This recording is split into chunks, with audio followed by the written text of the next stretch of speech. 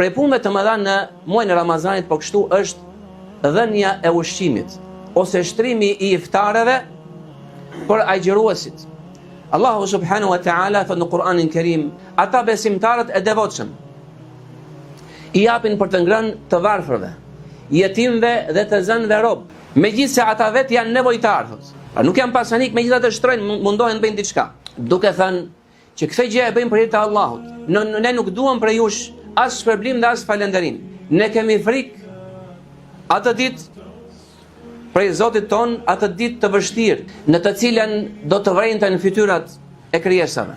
Dhe se Allahu i ruajti ata nga i keqja e asaj dite dhe u dha atyre ndriçim në fytyra dhe gëzim.